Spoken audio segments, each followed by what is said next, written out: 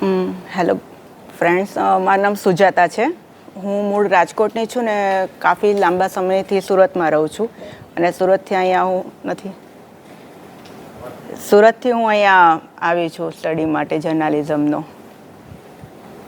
આપ પૂછી શકો છો.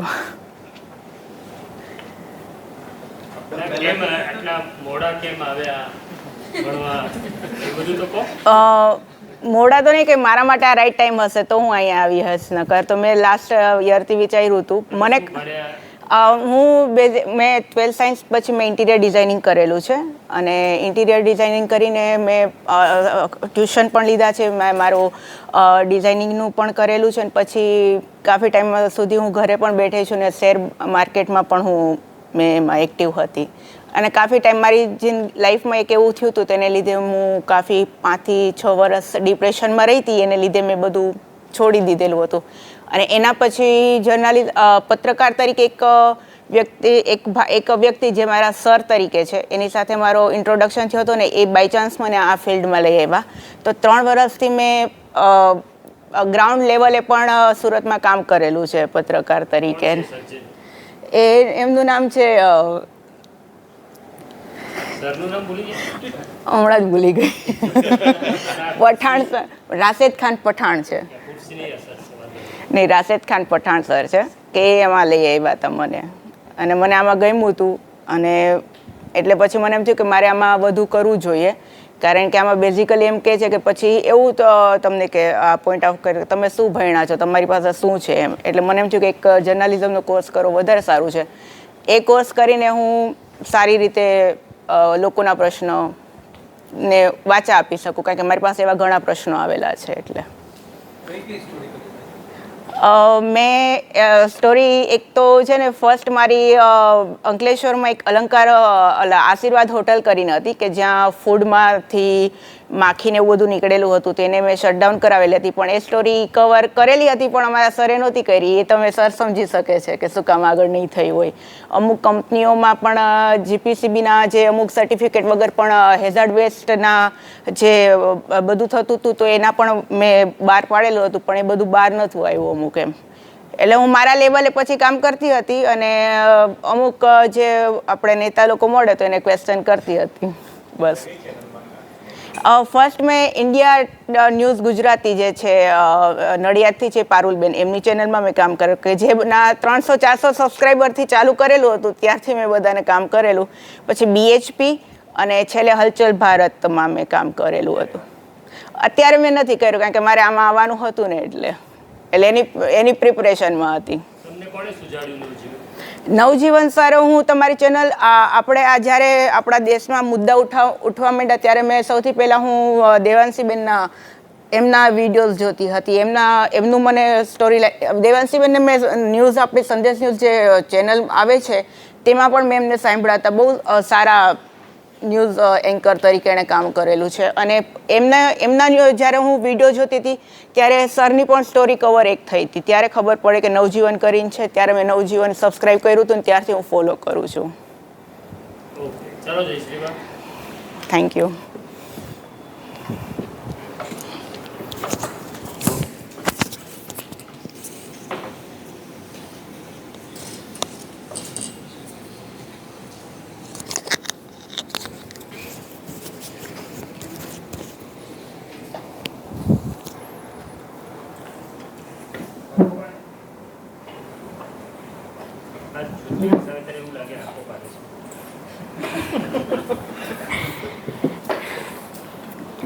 મારું નામ જયશ્રી મોરી છે.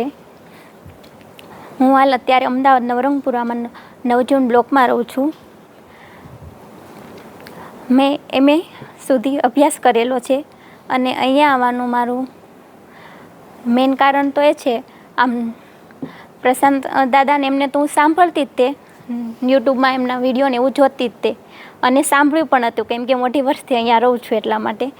પણ છેલ્લા 6-7 મહિનાથી મારા હસબન્ડને જે રામ મોરી છે એ મારા જેઠ થાય એ અત્યારે અહીંયા નવજીવનમાં જ કામ કરી રહ્યા છે.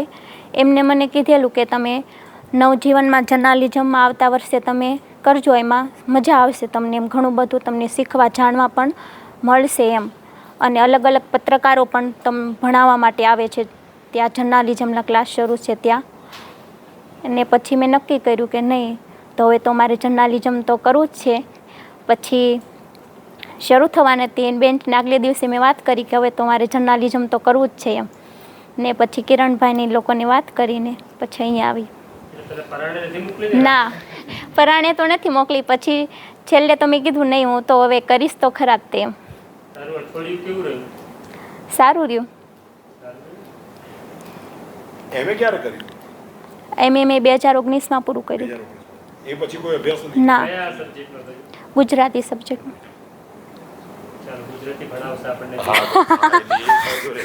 એક ખાસ કહી દઉં, મને વ્યાકરણમાં કઈ ગુજરાતીમાં ખાસ કહું કે એમાં મને ખબર જ નથી પડતી.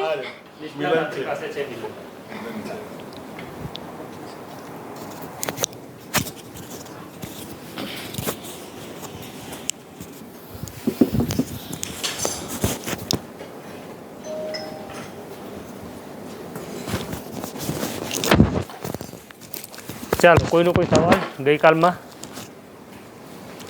અહીંયા કોણ બેઠું છે? કોઈ છે? બોટલ એકલી બેઠી છે ને? હા, તો હિનાબેન આવો આગળ.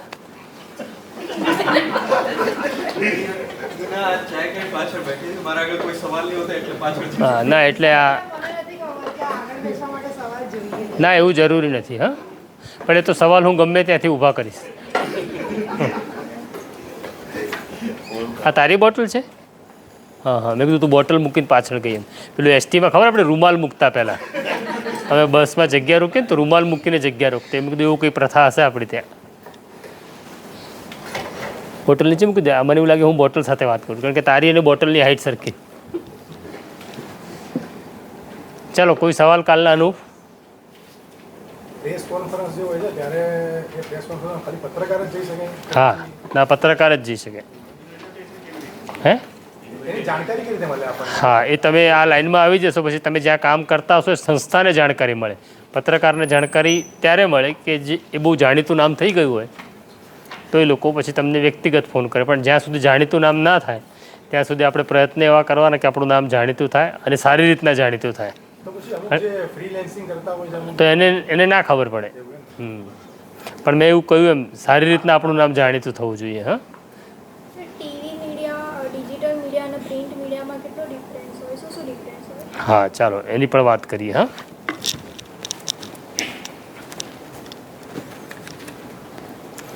ઉર્વીનો સવાલ છે. હવે બધાનો એક સવાલ છે, બધાને પૂછું કે તમે જર્નાલિઝમ ભણો તો શું કરી શકો? ક્યાં ક્યાં તક મળે એમ? આપણે જે જર્નાલિઝમ ભણીએ છીએ એમાં ક્યાં તક મળે કહું તમને.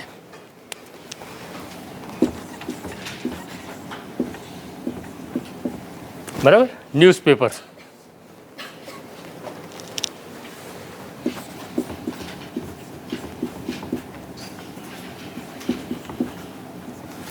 મેગેઝિન આવે છે ને, વાંચે છે કોઈ?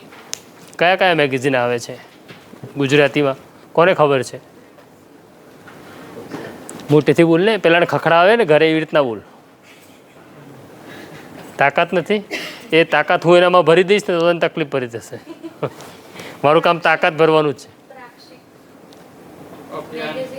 નામ છે પ્રાક્ષિક, પછી અભિયાન, ચિત્રલેખા, સખી, પછી બ્લુ ચીપ. હા, તો હે સફારી. હા હા, પણ મેગેઝિન હતો. પછી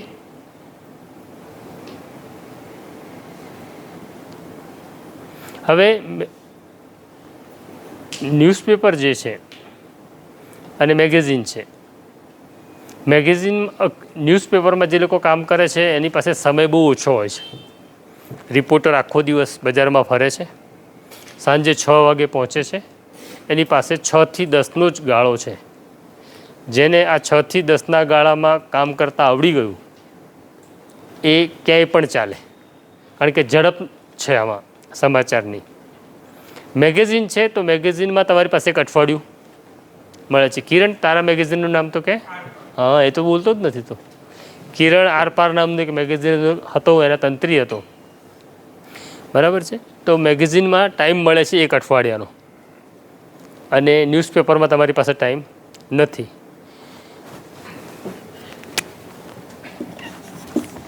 પછી ટેલિવિઝન. ઉર્વી, તું જે સવાલ પૂછે છે ને એ ટેલિવિઝન છે. તો સૌથી પહેલાં ભારતની અંદર ન્યૂઝપેપર શરૂ થયા.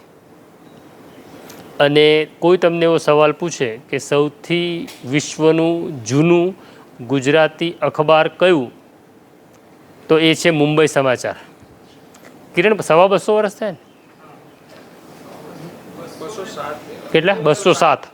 207 વર્ષ થયા છે. એ લખી લેજો. વિશ્વનું સૌથી જૂનું ગુજરાતી અખબાર, વિશ્વનું 207 વર્ષથી ચાલે છે. એના માલિકો પારસી છે. એટલે વિચાર કરો, આપણે આઝાદીના પણ 100 વર્ષ પહેલાં, 125 વર્ષ પહેલાં એ અખબાર શરૂ થયું હતું, અને આજે પણ એ ચાલુ છે. મુંબઈથી પ્રસિદ્ધ થાય છે. 204 છે, કંઈ નહીં, 204 કરી નાખજો. પછી છે ટેલિવિઝન. આપણી ત્યાં ટેલિવિઝનનો જે યુગ શરૂ થયો એ લગભગ 90ના દાયકામાં ભારતની અંદર ટેલિવિઝન આવ્યું, અને આપણી પાસે માત્ર દૂરદર્શન હતું. અને એ જે દૂરદર્શન આપણી ત્યાં આવ્યું ટેલિવિઝનમાં, એનું કામ ખેડૂત અને પશુપાલકોને જ્ઞાન આપવા પૂરતું સીમિત હતું. અને ગુજરાતી દૂરદર્શન શરૂ થયું એનું નડિયાદ પાસે આવેલું પીજ કેન્દ્ર હતું. પીજ ગામ છે, એનું કેન્દ્ર હતું. અને એમાં એક જાણીતી સિરિયલ આવતી હતી પશુપાલનને લઈને, હું અને મારી ભૂરી. એવી એક સિરિયલ આવતી હતી કે મારી ભેંસ દૂધ ઓછું આપે છે, મારી ભેંસને બચ્ચું થવાનું છે, તો મારે શું કરવાનું. એ પ્રકારનાનું ચેનલ આપણે ત્યાં શરૂ થઈ. 90થી લઈને 2000 સુધી દૂરદર્શન જ આપણે અમારી પેઢીએ જોયું. પછી એમાં બધું ચેન્જ આવવા લાગ્યો. એક ચિત્રહાર નામનો કાર્યક્રમ આવતો બુધવારે, એમાં પિક્ચરના ગીતો આવતા.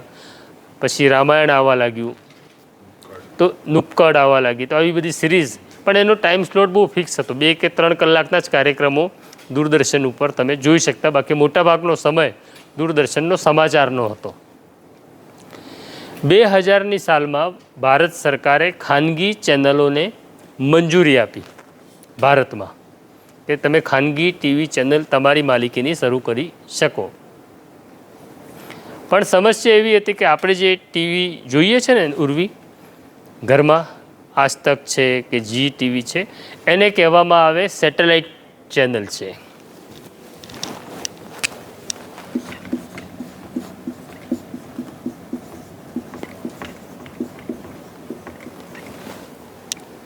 હવે ખાનગી ટીવી કંપનીઓ તો આવી.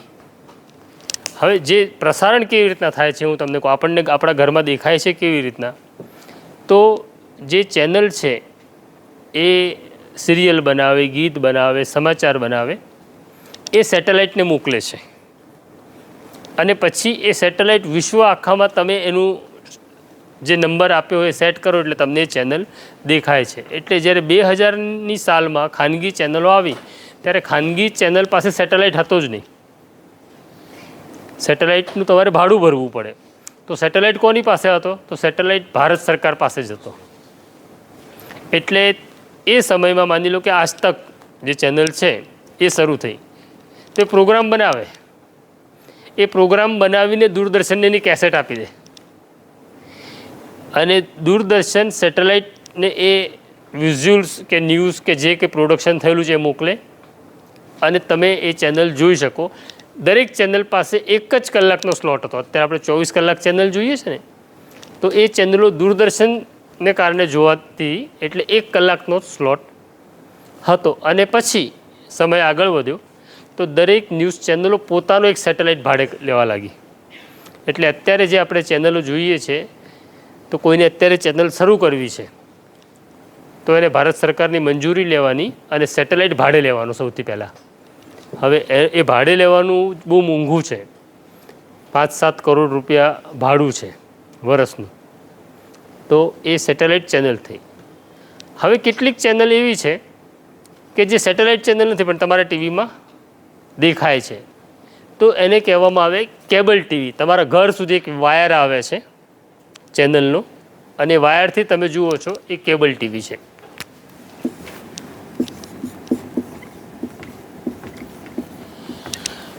આ ટીવીની મર્યાદા શું છે?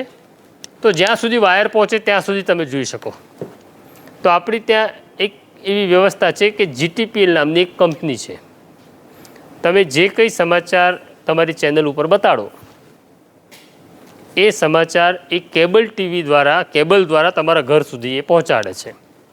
તો GTPL છે તો ગુજરાત છે, મહારાષ્ટ્ર છે, રાજસ્થાન છે, આવા 3-4 રાજ્યોમાં GTPLની ચેનલ તમે જોઈ શકો, પણ એક કેબલ ટીવી છે. ક્લિયર? ટેલિવિઝનના યુગ પછી જે આવ્યું એ આવી વેબસાઇટ.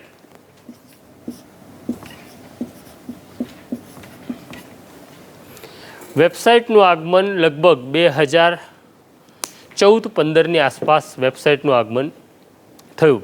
12 પહેલાં હતી. આપણે વેબસાઇટમાં સમાચાર જોતા લગભગ 2015, એટલે એને 10-15 વર્ષ જેવું, 12 વર્ષ જેવો સમય વીતી ગયો. એટલે વેબસાઇટ છે.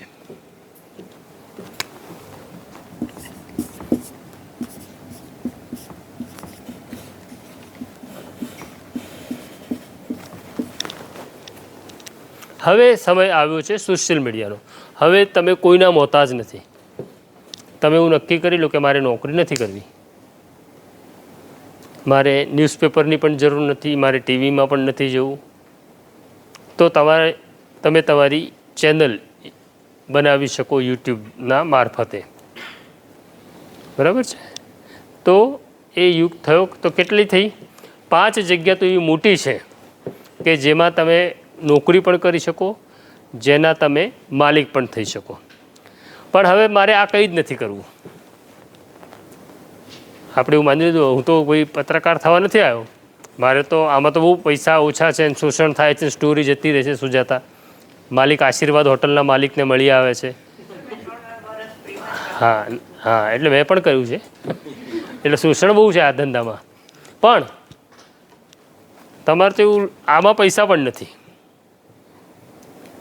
પૈસા છે, પૈસા તમને ત્યારે મળે છે જ્યારે તમે એક મુકામ ઉપર પહોંચી જાઓ, તમારું નામ થઈ જાય તો તમને પૈસા આપે. બાકી મજૂરોની ફોજ એમની પાસે તૈયાર છે મફતમાં કામ કરનારની. કેમ? તો ચહેરો દેખાય છે ને ટીવી ઉપર. આ ઘણા ન્યૂઝપેપર એવા છે કે જે પગાર તો નથી આપતા, પણ એનું કાર્ડ લેવા માટે પત્રકારો પૈસા આપે છે કે મને કાર્ડ આપો ને, વ્યારાનું નવજીવનનું કાર્ડ આપી દો ને, હું તમને દર મહિને 10,000 રૂપિયા આપી દઈશ. આ પણ એક બિઝનેસ છે. બરાબર? આપણે એ બિઝનેસમાં નથી પડવાનું. હવે તમારે આમાંથી કંઈ નથી કરવું. તમને એવું લાગે છે કે ભાઈ મારે તો સરસ 10 થી 6, આ તો 10 થી 6ની નોકરી નથી, આ 24 કલાકની નોકરી. બરાબર છે? અને એવી નોકરી, આ ધંધામાં તમને ગુજરાતી શબ્દ છે જનૂન હોય ને તો જ આ ધંધામાં આવવાનું, નહીં તો નહીં આવવાનું. એટલે નહીં આવવાનું કરતાં તમે એવા સફળતાના એક મુકામ ઉપર ન પહોંચી શકો. હું 88માં આ ધંધામાં જોડાયો કારણ કે મને જનૂન હતું. અને 88થી લઈ 15 વર્ષ, સળંગ 15 વર્ષ મેં વીકલી ઓફ પણ નથી લીધો. રજા તો જવા દો, રજા તો નથી જ લીધી, પણ વીકલી ઓફ પણ નથી લીધો. અને જે દિવસે મારા પપ્પાનું નિધન થયું એ દિવસે એમની સવારે અગ્નિ સંસ્કાર કરી સાંજે હું ઓફિસમાં હતો. તો એ જનૂન હોવું જોઈએ તો આ ધંધામાં તમે સફળ થાઓ. જનૂન એવું હોવું જોઈએ કે નંબર 1 ઉપર હું જ રહીશ. કોઈની સારી સ્ટોરી થાય અને તમને ઈર્ષા થાય કે આ સ્ટોરી મને કેમ ન મળી, એ પણ એક જનૂનનો ભાગ છે. તો એવું હોય તો આ ધંધામાં તમે સફળ થાઓ, નામ મળે, પૈસા મળે, અને કોઈના જીવનમાં સૌથી અગત્યનું એવું છે કે તમારા કારણે કોઈના જીવનમાં સારું થાય. તમારી એક સ્ટોરી થાય અને કોઈ સ્કૂલમાં શિક્ષક નહોતો અને શિક્ષક આવવા લાગે, તમારી સ્ટોરી થાય અને જેને ગેસનો બાટલો નથી મળતો ત્યાં ગેસ પહોંચી જાય. તમારી એક સ્ટોરી થાય અને જે PHC સેન્ટરમાં ડૉક્ટર આવતો જ નહોતો ત્યાં ડૉક્ટર આવવા લાગે. કૌભાંડને હું બહુ મોટી સ્ટોરી ગણતો નથી. આ દેશમાં કૌભાંડ કરનારાને મજા છે અને પ્રજાએ કૌભાંડ કરનારાને સ્વીકારી લીધા છે. એટલે કૌભાંડ એ સ્ટોરી નથી, એ કરવાની ના નથી પાડતો. પણ મારા પત્રકારત્વના કારણે કોઈનો ચૂલો સળગે ને, કોઈ સ્કૂલમાં જઈ શકે ને, કોઈની સારવાર થાય ને, એ ખરું જર્નલિઝમ છે. તો આ તકો છે આમાં ઉર્વી. હવે કોઈને નથી કરવું આ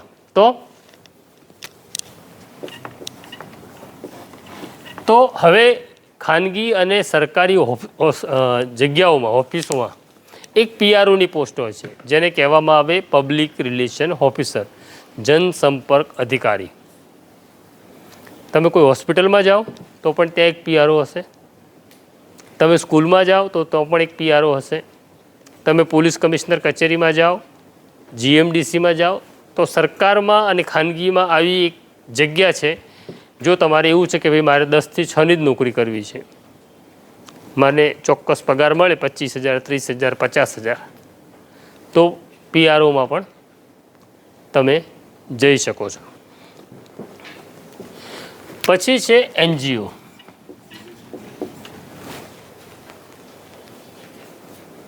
નોન ગવર્મેન્ટલ ઓર્ગેનાઇઝેશન, સ્વૈચ્છિક સંસ્થાઓ. ઘણી બધી સ્વૈચ્છિક સંસ્થાઓ છે જે ગામડાઓ માટે, ખેડૂતો માટે, સ્ત્રીઓ માટે, બાળકો માટે, દેહ વેપાર કરનારી સ્ત્રીઓ માટે કામ કરે છે. તમને એવું છે કે ભાઈ મારે પૈસા પણ જોઈએ છે, પૈસા પણ કમાવા છે અને મારે એવું કામ કરવું છે કે જેનાથી હું કોઈની સેવા કરી શકું. તો આવી NGOમાં પણ નોકરી મળી શકે છે.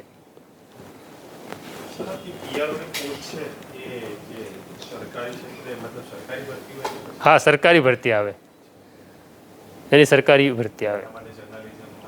હા, જર્નલિઝમ તો કરેલું તો પ્રાથમિકતા રાખે જ ને. તમારું કામ જ લોકો સાથે ડીલ કરવાનું છે, કોમ્યુનિકેશન.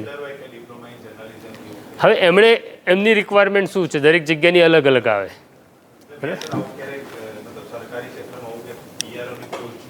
ના, છે જ, દરેક ઓફિસોમાં છે, દરેક સરકારી ઓફિસોમાં જ, પણ આપણે એનો ઉપયોગ જ નથી કરતા. બરાબર છે.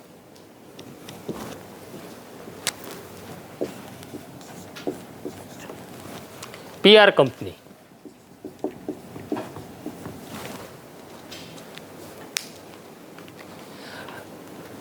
રામ મોરીનું રાજા ધીરાજ નાટક આવી રહ્યું. બરાબર છે. રામ મોરીની અંબા ફિલ્મ આવી રહી છે. તો આ ફિલ્મ સરસ છે. એમાં કોણ એક્ટર છે? રામ મોરી અને પ્રોડ્યુસર વિજયગીરી બાવા ઘેર ઘેર કહેવા જશે? નહીં જાય ને. તો એ આવી કંપનીઓ છે જેને PR કંપની કહેવામાં આવે, જે તમારું પ્રમોશન કરે કે એક નવી ફિલ્મ આવી રહી છે. એ પહેલાં પ્રેસ કોન્ફરન્સ કરાવડાવે, પત્રકારોને બોલાવીને ફિલ્મના કેટલાક સીન્સ બતાડે, પછી એ એક્ટરો સાથે ઇન્ટરવ્યૂ કરાવડાવે. એક આ કામ પણ છે PR એજન્સીનું. હવે NDDB, national dairy development board, જેને આપણે અમૂલથી પણ ઓળખીએ છીએ. તો અમૂલ કેટલી બધી પ્રોડક્ટ બનાવે છે. દૂધ બનાવે, છાશ બનાવે, પનીર બનાવે, બિસ્કિટ બનાવે, ચોકલેટ બનાવે. તો આ લોકો સુધી કેવી રીતના પહોંચાડવાનું? તો આ પ્રકારની જે મોટી કંપનીઓ છે, ગુજરાત ટુરિઝમ છે, તો એ આ પ્રકારની PR એજન્સીઓને હાયર કરે કે તમે અમારા માટે વર્ષ કામ કરશો. 1 વર્ષ, 2 વર્ષ, 3 વર્ષ એવો કોન્ટ્રાક્ટ હોય છે. આના ટેન્ડર બહાર પડે અને તમે અત્યારે અમે આ મુકામ ઉપર છીએ, ગુજરાત ટુરિઝમ કે અમે આ મુકામ ઉપર ઊભા છીએ. અત્યારે ગુજરાતની અંદર દર વર્ષે 2 કરોડ લોકો ગુજરાત જોવા માટે આવે છે. તમે એવું કેવું પ્રમોશન કરશો કે અમારો 2 કરોડનો આંકડો વધી જાય? તો એના આઈડિયા, એની ફિલ્મો બનાવી, એની રીલ બનાવી, એનું પ્રમોશન કરવું, એ PR એજન્સીનું કામ છે. આમાં ખૂબ પૈસા છે.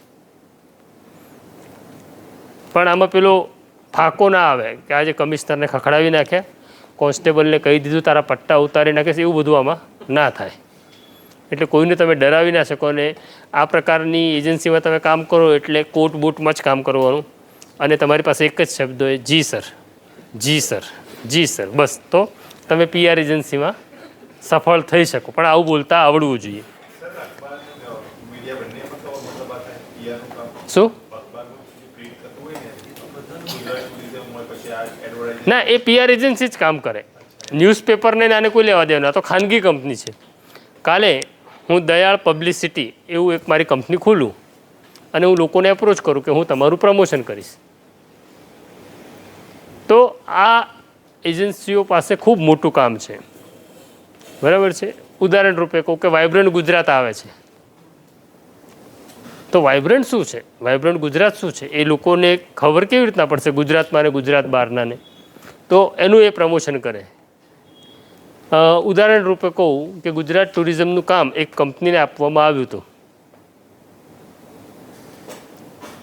એ કંપની એક પ્રોજેક્ટ આપ્યો, પછી તમારે પ્રોજેક્ટ આપવો પડે કે ભાઈ આ પ્રોજેક્ટ છે મારો 50 લાખનો છે, 5 કરોડનો છે, 25 કરોડનો, આનાથી ગુજરાતને બહુ ફાયદો થશે. એ અધિકારીઓ બેસીને તમારું પ્રેઝન્ટેશન જોવે. એ કંપની એવું કીધું કે અમે ગુજરાતના પ્રમોશન માટે અમિતાભ બચ્ચનને લાવીશું. કચ્છ નહીં દેખા તો કુછ નહીં દેખા. તો એ કે ગુજરાત સરકારનું નહોતું, એક PR એજન્સીએ પ્રોગ્રામ તૈયાર કર્યો, અમિતાભ સાથે વાત કરી, એની સ્ક્રિપ્ટ લખવામાં આવી, એનું શૂટિંગ કરવામાં આવ્યું, અને એ જે તૈયાર થયું એ ગુજરાત ટુરિઝમને એમણે સબમિટ કર્યું અને ગુજરાત ટુરિઝમના લોગો સાથે એ આપણે જોયું. તો એ ગુજરાત સરકારે આ કામ નથી કર્યું, કોઈ ખાનગી કંપની હતી જેને ટેન્ડર મળ્યું હતું, એણે આ કામ કર્યું. ક્લિયર? કોણ? હા, નેતાઓ. હું ઉદાહરણ આપું કે હર્ષ સંઘવી છે, ભૂપેન્દ્રભાઈ છે, કિરણ, આ CM ઓફિસવાળી છે એજન્સીનું નામ શું? આપણું નિલય છે, આસના નહીં, મુખ્યમંત્રીની ઓફિસ જે છે, તો મુખ્યમંત્રીની ઓફિસે પણ એક PR કંપની હાયર કરી છે. એણે એવું કહી દીધું કે ભાઈ મારી ત્યાં તમારે જે કંઈ પ્રેસ નોટ આવશે, વિડીયો આવશે, એના માટે અમારે 15 માણસ અમારા તમારી ઓફિસમાં બેસશે અને તમારું પ્રમોશન કરશે. આ અમારો વર્ષનો કોન્ટ્રાક્ટ 5 કરોડ રૂપિયાનો છે. સરકારને એનું પ્રેઝન્ટેશન સારું લાગ્યું. આઈડિયા આપવો પડે. આ પ્રેઝન્ટેશનમાં એવું છે, આઈડિયા તમારો અગત્યનો છે. તમારો આઈડિયા વેચાઈ જાય તો તમને PR એજન્સીમાં કામ મળે. હવે અમદાવાદ પોલીસનું જે પેજ છે ને, તો એ અમદાવાદ પોલીસ નથી સંભાળતી, એ કોઈ PR એજન્સી સંભાળે છે. ગુજરાત પોલીસનું પેજ છે એ કોઈ એજન્સી સંભાળે છે. તો PR એજન્સી પાસે ખૂબ કામ છે. તમારે વટ ના મારવું હોય, પૈસા કમાવવા હોય તો PR એજન્સીમાં જવાનું, શાંતિની નોકરી કરવી હોય તો PRO થવાનું, NGOમાં જવાનું. બરાબર છે. આપણે PR ભણાવવા આવશે, PR એજન્સીના માલિકો, એ પણ આપણે ભણાવીશું, કારણ કે એ પણ જર્નાલિઝમનો ભાગ છે. જેને જર્નાલિઝમ ખબર પડે છે એ જ PRમાં સક્સેસ જાય છે. ક્લિયર? તારો પ્રશ્નનો જવાબ આવી ગયો? ઓકે.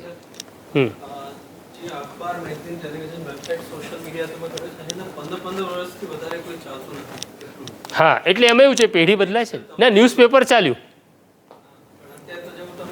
હા હા.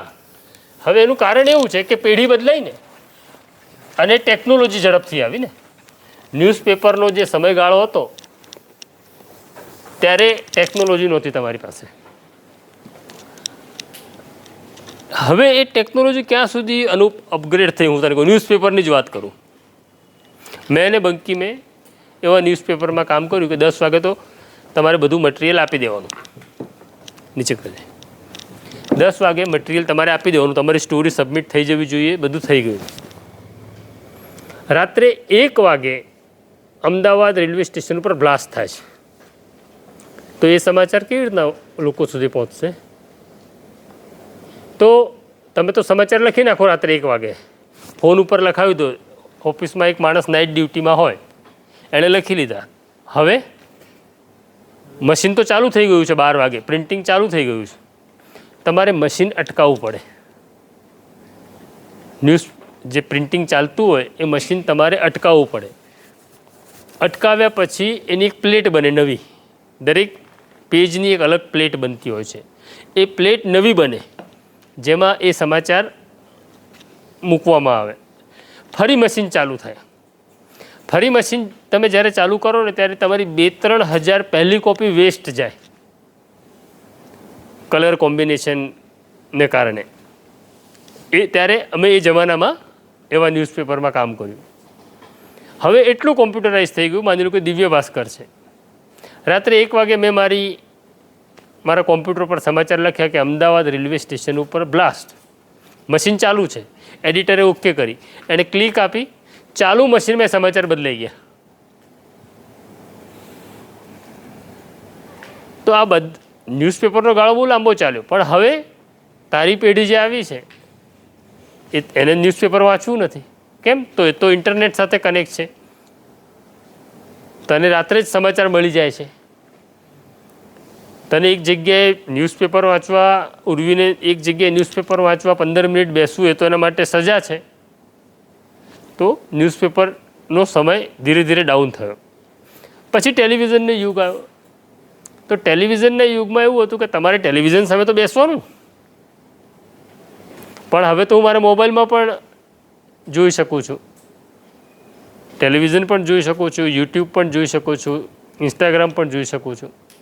તો ટેલિવિઝન પણ ડાઉન જવા લાગ્યું.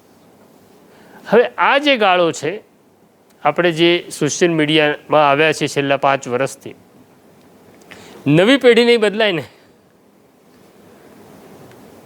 તારા બાળકો જ્યારે મોટા નહીં થાય ને ત્યાં સુધી આ ચાલશે. એક પેઢી બદલાવી પડશે, બરાબર છે? પેઢી બદલાય છે ને ત્યારે આ ટર્નિંગ પોઈન્ટ આવે છે, કારણ કે એ પોતાનો નિર્ણય જાતે કરે છે ને. ચાલો, બીજો કોઈ સવાલ? અત્યારે સર ઓટીટી બેઝડ આવ્યું છે ચેનલો, ચેનલ ઓટીટી બેઝડ બતાવે છે, તો એ સેટેલાઇટના થ્રુ જ થતું? હા, એ સેટેલાઇટ થ્રુ જ થાય. હવે આપણે ન્યૂઝ લખવાનું શીખ્યા, પણ હવે માની લો કે અનુપ તો આમ આદમી પાર્ટીમાં નોકરી કરે છે, તો અનુપની પ્રેસ નોટ એવી સરસ હોવી જોઈએ કે એણે ન્યૂઝપેપરમાં મોકલી એટલે ન્યૂઝપેપરે એને ફરી રીરાઇટ ન કરવી પડે. કોઈ પીઆરઓએ પ્રેસ નોટ લખી પોલીસ કમિશનરની, તો એને ફરી ન લખવી પડે. તમે જે સમાચાર મોકલો છો અનુપ, એ ન્યૂઝપેપરની જ વાત કરું છું અત્યારે, એ ક્યારે છપાય છે ખબર છે? જો એ રિપોર્ટરને ઓછી મહેનત પડે તો એ છપાઈ જાય. તમારે સમાચાર એવી રીતના જ લખવાના કે અમદાવાદ ડેટલાઇન હેડિંગ કરવાનો જ એના ભાગે આવે, બાકી એ સમાચાર આખા છપાઈ જાય એવી રીતના તમે પ્રેસ નોટ લખો. આપણે ત્યાં કેવું થાય, પોલીસ કમિશનર ઓફિસમાંથી પ્રેસ નોટ આવે. શું આવી પ્રેસ નોટ? કે વટવામાં 4 લૂંટારુઓને પકડ્યા, એવી એક ઘટના છે. તો એ લોકો પ્રેસ નોટ કેવી રીતના લખે? અમદાવાદ પોલીસ કમિશનર GS મલિકે કાયદો અને વ્યવસ્થા જાળવવા માટે આપેલી સૂચનાને આધારે જોઈન્ટ પોલીસ કમિશનર નીરજ બડગુજરે તાકીદ કરી હતી કે ભાગતા ફરતા આરોપીઓને ઝડપી લેવા. આ સૂચનાને આધારે ડેપ્યુટી પોલીસ કમિશનર રૂપલ સોલંકીએ પોતાના તાબાના પોલીસ સ્ટેશનને આદેશ આપ્યો હતો કે નાઇટ પેટ્રોલિંગ કરવું. આ આદેશના પગલે વટવાના પોલીસ ઇન્સ્પેક્ટર નાઇટ પેટ્રોલિંગમાં હતા ત્યારે કોન્સ્ટેબલ અનુપ શર્માને બાતમી મળી હતી કે વટવા 4 રસ્તા ઉપર ધાડપાડું આવવાના છે. હવે મૂળ કામ જ અનુપ શર્માનું, પણ એની આગળ અડધો ડઝન નામ લખી નાખ્યા એણે, બધાને રાજી કરવા. હવે પોલીસ કમિશનર તો છાપામાં વાંચે ને ત્યારે ખબર પડે સવારે કે વટવાએ ગેંગ પકડી. તો આપણે આવી રીતના પ્રેસ નોટ નથી લખવાની. હવે આજે આપણે એક કાલ્પનિક સ્ટોરી આમ આદમી પાર્ટીની પ્રેસ નોટ લખીએ, બરાબર છે? ઘટના એવી છે કે ડેડિયાપાડાની અંદર અરવિંદ કેજરીવાલ આવવાના છે, બરાબર? ચાલો લખો. કેમ આવવાના છે એવો પ્રશ્ન થવો જોઈએ આપણને. ઉર્વી, ભજનનો કાર્યક્રમ તો નથી રાખ્યો, તો કારણ એવું છે, પ્રશ્ન થાય તો જ પ્રેસ નોટ લખાશે. ત્યાં ચૈતર વસાવાની એના ધરપકડ થઈ છે. ચૈતર વસાવા અત્યારે જેલમાં છે. એ જેલમાં છે. એમનો આરોપ એવો છે કે ભાઈ સરકારે ખોટી રીતના પૂર્યા છે, એટલે વિરોધ પ્રદર્શન માટે આવવાના છે. કાલ્પનિક ઘટના છે. હા, કાલ્પનિક છે. એ ડેડિયાપાડા નથી જવાના. આદિવાસીઓનું એક અલગ સંમેલન છે ડેડિયાપાડામાં કાલે, પરમ દિવસે. ના, ભિલિસ્તાનની માગણી નથી. અલગ અલગ રાજ્યોના આદિવાસી નેતાઓ ત્યાં ભેગા થઈ રહ્યા છે. તો આ કાલ્પનિક છે, એટલે આનું હેડિંગ પહેલાં આપણે કાઢીશું. ચૈતર વસાવાની ધરપકડના વિરોધમાં કેજરીવાલ આવશે ડેડિયાપાડા.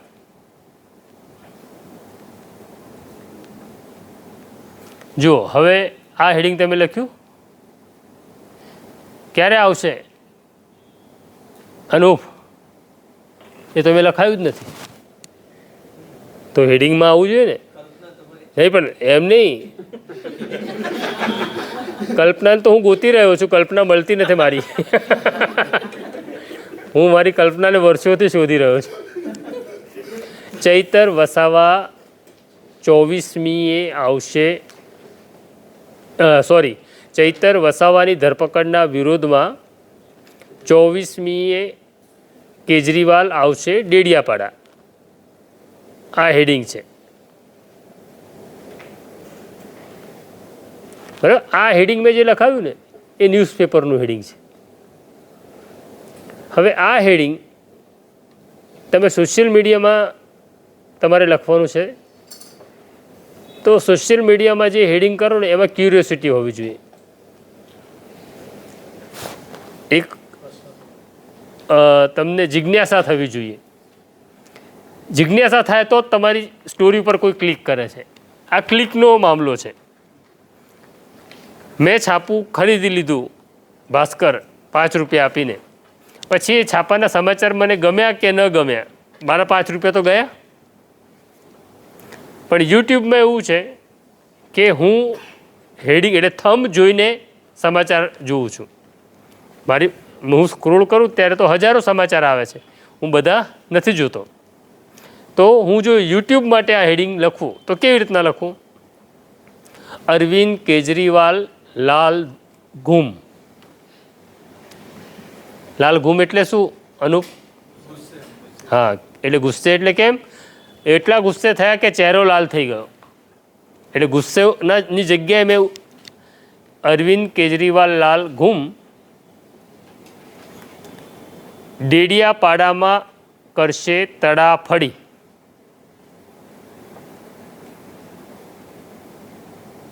આ થયું યુટ્યુબનું હેડિંગ, થંબ.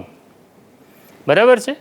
પણ અત્યારે આપણે જે લખીએ છીએ એને કહેવામાં આવે અખબારી રિપોર્ટિંગ. આપણે ન્યૂઝપેપર માટેની પ્રેક્ટિસ કરીએ છીએ સમાચાર લખવાની, એ બધામાં જ પછી લાગુ પડશે. હા,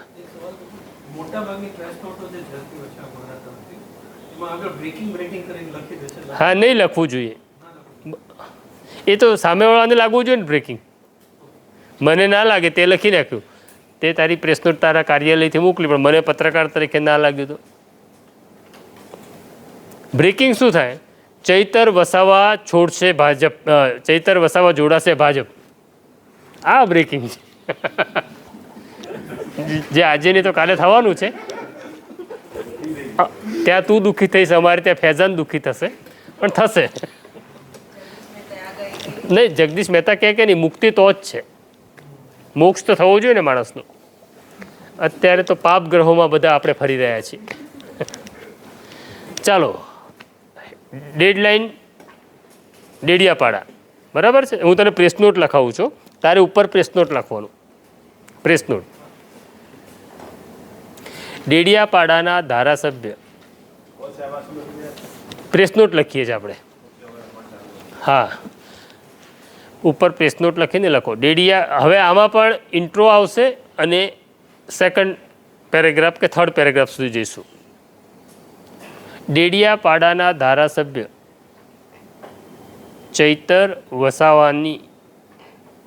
ચૈતર વસાવાને થયેલી સજાના વિરોધમાં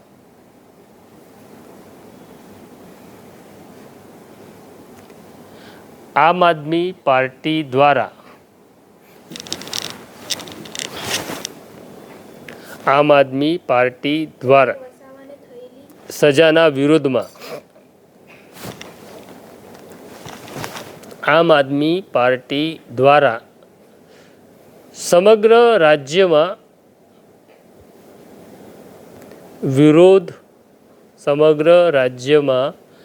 વિરોધ પ્રદર્શનનું આયોજન કરવામાં આવ્યું છે. પ્રકાશ રોજ ભૂલી જાય છે તું? હા તો અહીંયા મૂકી રાખજે, કાલથી લેતો આવજે ને અહીંયા મૂકી રાખજે. હા લખવાનું તું લખીશ ને તો પ્રેક્ટિસ કેવી રીતે થશે? આપણે ગુરુ દ્રોણ તો છીએ ને, આપણને બધું જ્ઞાન થઈ જશે. શું લખ્યું છેલ્લું? આયોજન કરવામાં આવ્યું છે, જેના ભાગરૂપે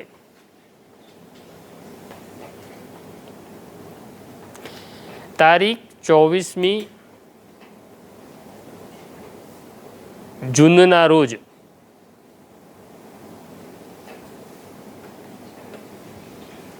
ચૈતર વસાવાના મત વિસ્તાર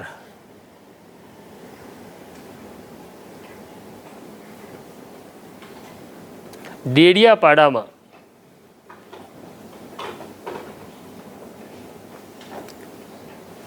ચૈતર વસાવા સાથે સહાનુભૂતિ વ્યક્ત કરવા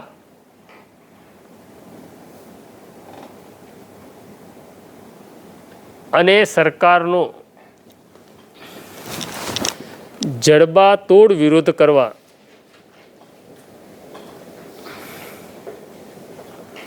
રાજ્યભરના આદિવાસી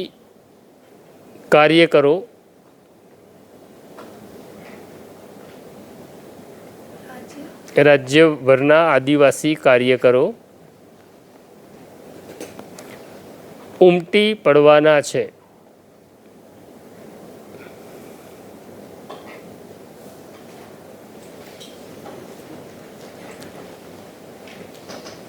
આમ આદમી પાર્ટીના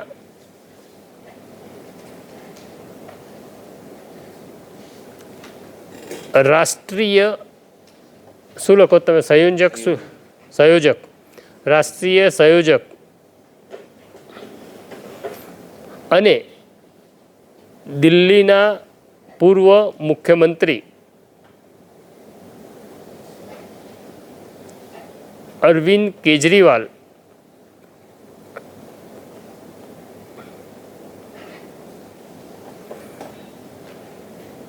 24મીએ સવારે 10 વાગે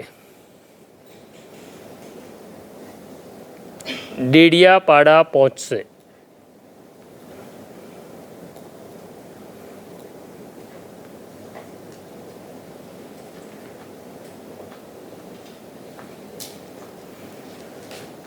દસ વાગ્યાથી લઈ 12 વાગ્યા સુધી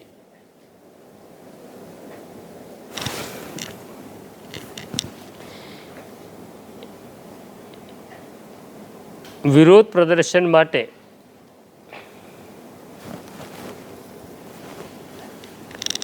એક રેલીનું આયોજન કરવામાં આવ્યું છે.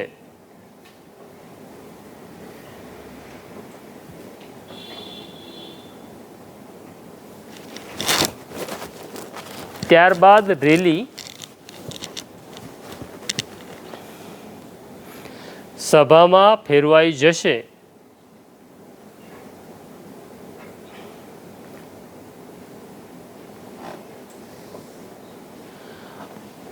અરવિંદ કેજરીવાલે જણાવ્યું છે કે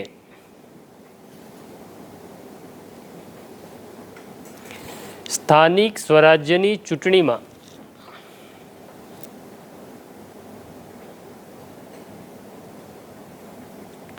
આમ આદમી પાર્ટીએ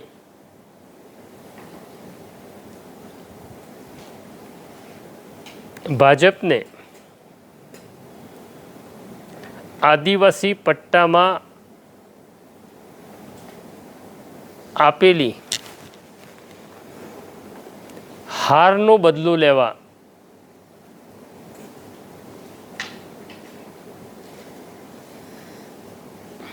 ભાજપે ચૈતર વસાવાને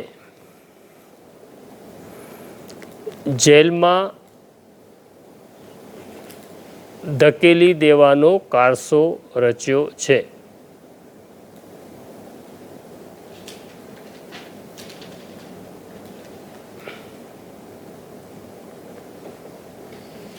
ક્લિયર થઈ ગયું?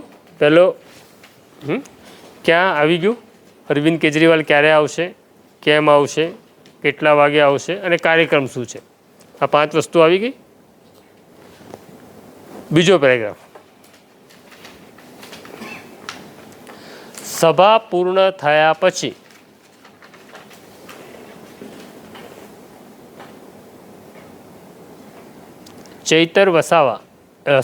અરવિંદ કેજરીવાલ સભા પૂરી થયા પછી અરવિંદ કેજરીવાલ ચૈતર વસાવાના પત્ની શકુંતલા અને તેમના બાળકને મળવા ચૈતર વસાવાના નિવાસસ્થાને જશે.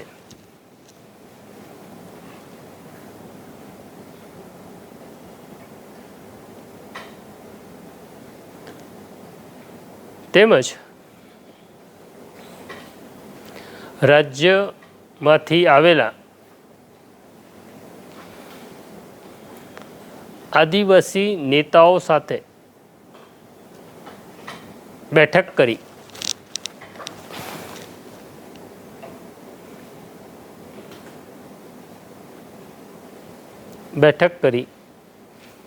આગામી લડાઈની રણનીતિ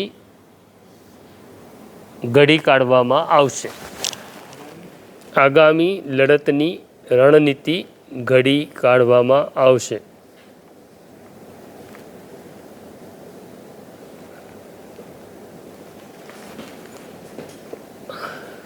બરાબર અનુપ? બધી વિગત આવી ગઈ. હવે આ આખી પ્રેસ નોટ છપાઈ જાય કે નહીં? બ્રેકિંગ ન લગાડીએ તો પણ ન્યૂઝપેપર શું કરે, આને સ્ટોરી બનાવી દે અને જે બીજો પેરેગ્રાફ લખાયો ને એનું એક બોક્સ આઇટમ બનાવી દે, હેડિંગ કરી દે, ચૈતર વસાવા મળશે શકુંતલા વસાવાને, અરવિંદ કેજરીવાલ મળશે શકુંતલા વસાવાને. આ એક બોક્સ આઇટમ થઈ ગઈ. ન્યૂઝ પૂરા. તો આવું કરજો જ્યારે તારી પ્રેસ નોટ કેવી છપાય છાપામાં.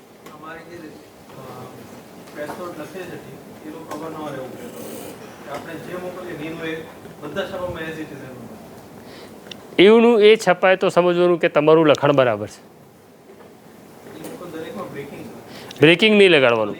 બીજું તો તમે ભલે ત્યાંથી લખો, પણ આપણે એક પત્રકાર તરીકે એક વસ્તુ ધ્યાનમાં રાખવાની, આપણે કોઈના નામની આગળ શ્રી નથી લખતા. કેમ નથી લખતા? સુજાતા પ્રશ્ન તો કરો. હા પાડી દીધી તમે નથી લખતા એટલે. કેમ નથી લખતા?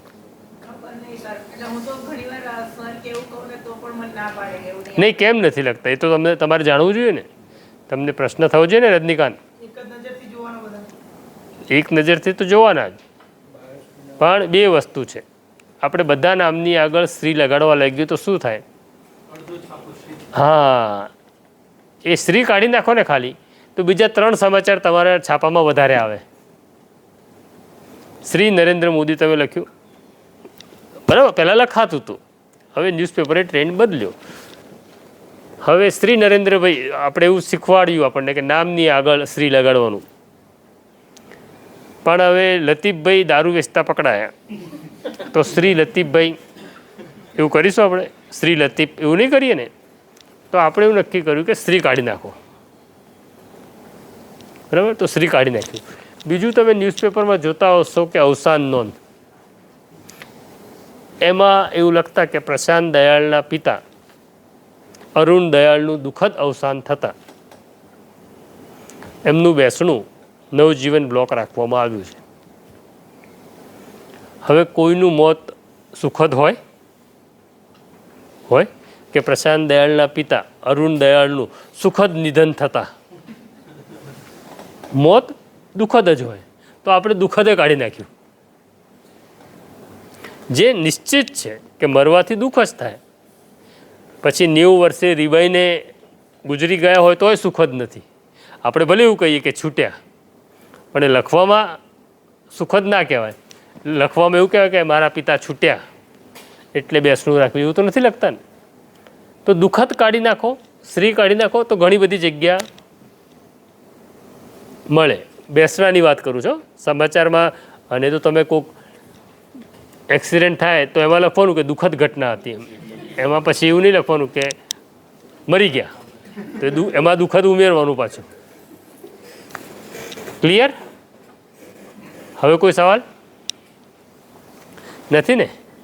તો હવે આપણે કાલે જે પોલીસની હાયરકી ભણ્યા ભાવેશ, એમાં કોઈ પ્રશ્ન?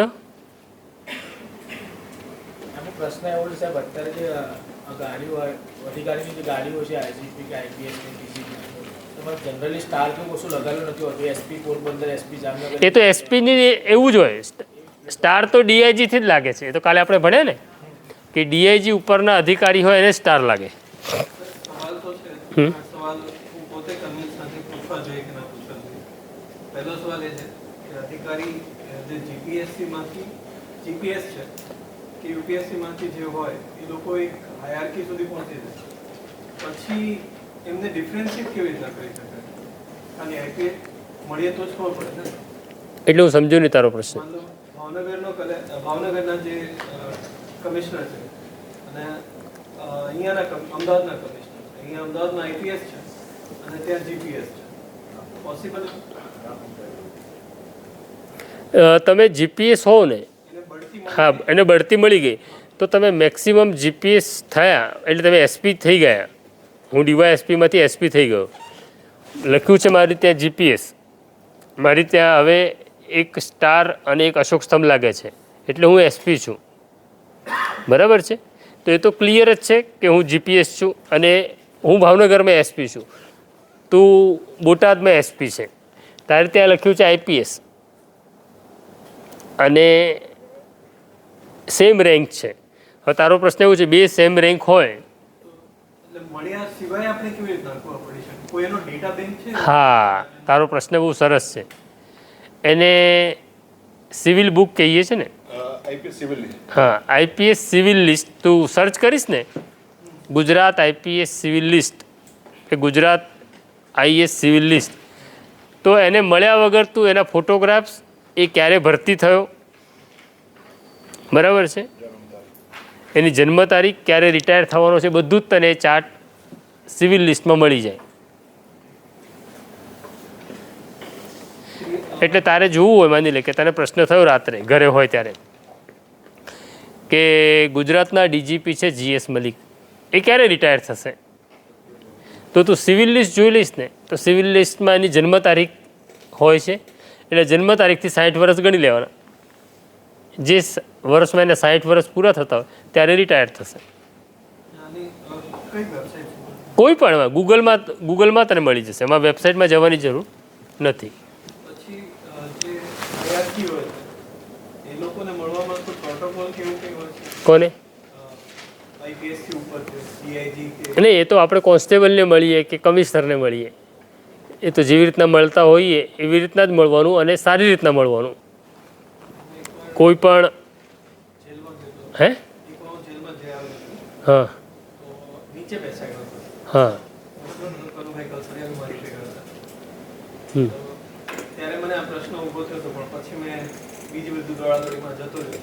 કાલે તમે જે ભણાવ્યા એનું રિવિઝન કરતો હતો જ્યારે ત્યારે મને આ પ્રશ્ન ઊભો થયો હતો કે આ યોગ્ય છે કે કેમ? શું નીચે બેસાડવું એ આમાં એવું છે ને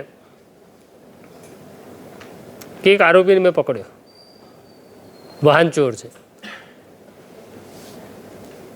તો મેં એને 2 લાફા માર્યા, બરાબર?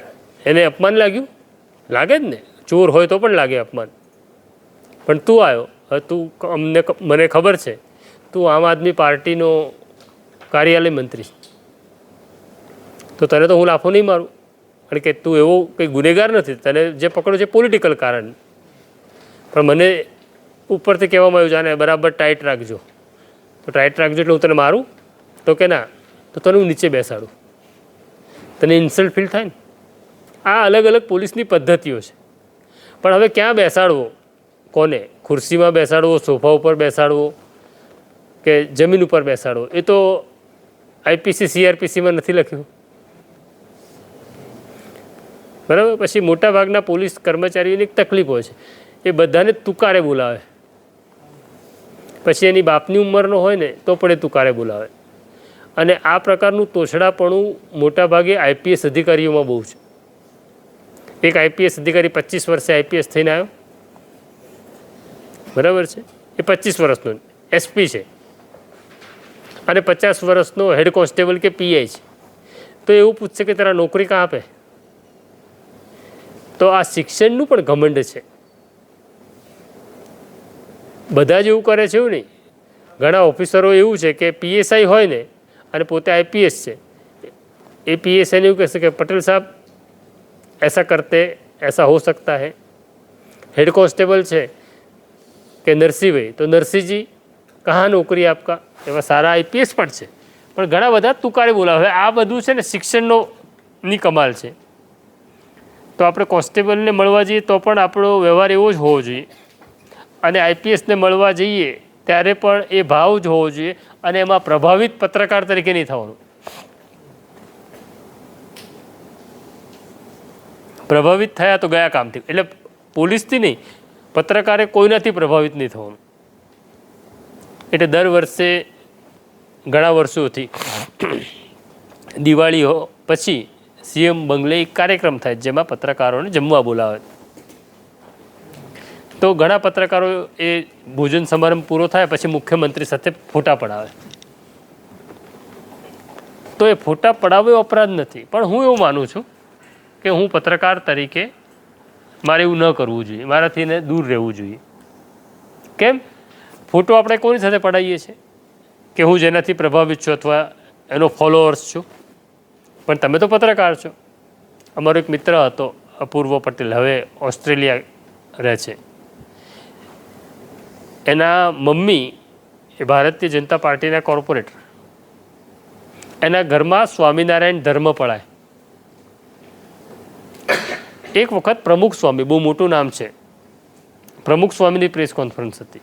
હવે પ્રમુખ સ્વામી જ્યારે પ્રેસ કોન્ફરન્સ કરતા હોય ને ત્યારે મોટે ભાગે છાપાના તંત્રીઓ જ આવે, મોટા નામ હોય. પ્રેસ કોન્ફરન્સ પૂરી થઈ એટલે બધાએ કીધું કે સ્વામીઓ ત્યાં જે હાજર હતા ને કે પ્રમુખ સ્વામીના આશીર્વાદ લઈ લો. એટલે બધા તંત્રીઓ જાય, ચરણ સ્પર્શ કરે. પ્રમુખ સ્વામીની એક સ્ટાઇલ એ ધબ્બો મારે.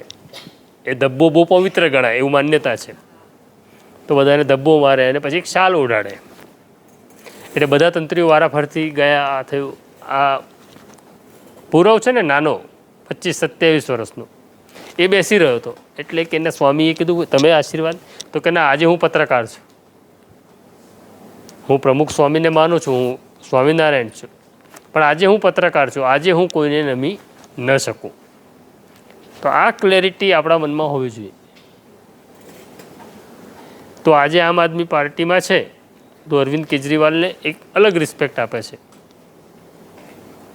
અને કાલે તું પત્રકાર થઈ જાય તો એ સ્ટેન્ડ ક્લિયર થવું જોઈએ.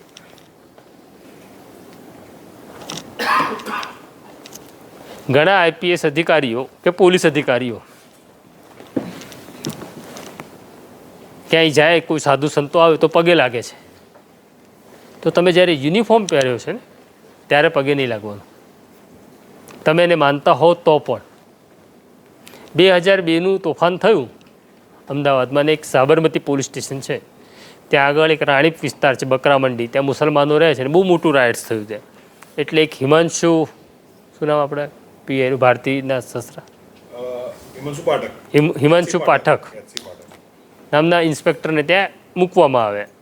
એટલે જેવા ચેમ્બરમાં આવ્યા એટલે એણે જોયું કે અંબા માતાનો ફોટો છે ને દ્વારકાધીશનો ફોટો છે ને કૃષ્ણનો ફોટો છે ને ફલાણા. એટલે એણે પીએસઓને પૂછ્યું આટલા બધા ફોટા કેમ લાગે છે ભગવાનના? તો કે સાહેબ તો જે પીઆઈ આવે જેમાં માનતા હોય એ ફોટા લગાડે. એટલે એણે એવું કીધું કે અહીંયા જે ફરિયાદી આવશે, હવે માની લો કે મુસલમાન આવ્યો તો તો એને એવું લાગશે ને કે હું હિન્દુ પોલીસ અધિકારી છું, હું પોલીસ છું, હું બ્રાહ્મણ છું, ઘરે પૂજા પાઠ કરીને આવું છું, પણ પોલીસ સ્ટેશન આવ્યો એટલે પોલીસ છું. આ બધી જ તસવીરો ઉતારી લો. આ પોલીસ સ્ટેશન છે, આ મંદિર નથી, આ મસ્જિદ નથી. તો મક્કાનો ફોટો પણ ના જોઈએ અને અંબાજીનો ફોટો પણ ના જોઈએ. તો આ ક્લેરિટી બહુ ઓછા અધિકારીઓમાં હોય છે કે તમે વ્યક્તિ તરીકે જુદા છો. હું મારી ઘરે રોજ પૂજા કરું કે દીવો કરું, પણ હું ઘરની બહાર નીકળું એટલે હું એક પત્રકાર છું ને એક માણસ છું. મારા માટે હિન્દુ પણ સરખો છે, મુસલમાને સરખો છે ને દલિત પણ સરખો છે. તો એ ક્લેરિટી પત્રકારમાં હોવી જોઈએ. જે ગાડરીઓ પ્રવાહ ચાલે છે કે વિધર્મી બગાડી ગયો, આ બધી ભાષામાં આપણે નહીં પડવાનું. જેમના મન સંકુચિત છે એને પડવા દો અને મરવા દો સંકુચિત લોકોને. આપણે થોડાક ઉપર જવાનું છે. ક્લિયર? હે શું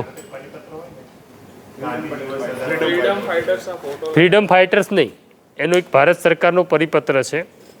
માત્ર ગાંધી અને આંબેડકર બે જ તસવીરો ભારત સરકારે એપ્રુવલ આપેલી છે.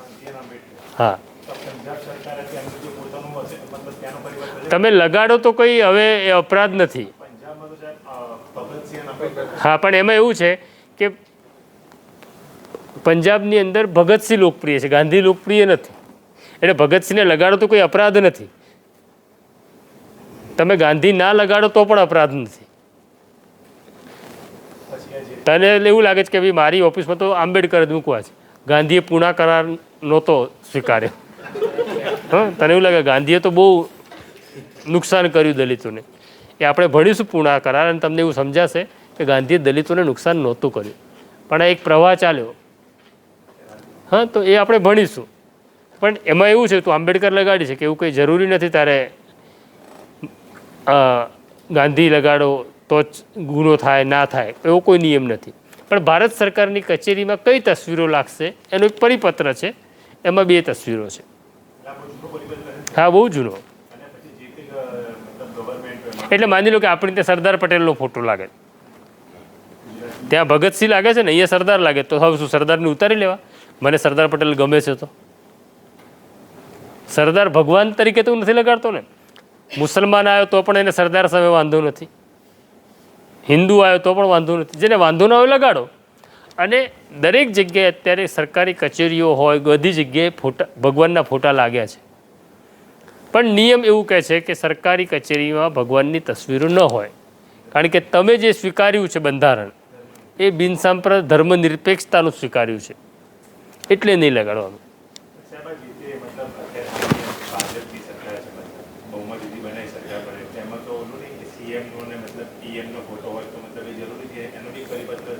ના, એ જરૂરી નથી એમ. એટલે આમાં એવું છે, બે છે કે સરકારી કચેરી, ભારત સરકારની કચેરી છે, એમાં જે વડાપ્રધાન હોય એ અને રાષ્ટ્રપતિ હોય એ બંનેની તસવીર લગાડવાની. એટલે જે સિટિંગ છે હે ના નથી લગાડતા. આપણે ત્યાં થોડાક આપણે ઉપર છીએ. આપણે ત્યાં મુખ્યમંત્રીની તસવીરો નથી લાગતી. ક્યાંય તમે જોઈ સરકારી ઓફિસમાં? આટલા સારા માણસો છે, આમ તો સાવ ખરાબ નથી. હા હા, એ જ છે કે તમારે જે સિટિંગ હોય એના ફોટા તમારે લગાડી શકાય. કમ્પલસરી પણ નથી કે લગાડવા જ, એવું પણ નથી. કોઈ અધિકારીને એવું લાગે મારી ઓફિસમાં મારે નથી લગાડવા તો કંઈ વાંધો નહીં. એનાથી કે નરેન્દ્રભાઈ ફાંસીનો ઓર્ડર ન કરી શકે કે તમે મારી તસવીર કેમ નથી લગાડતા. ક્લિયર?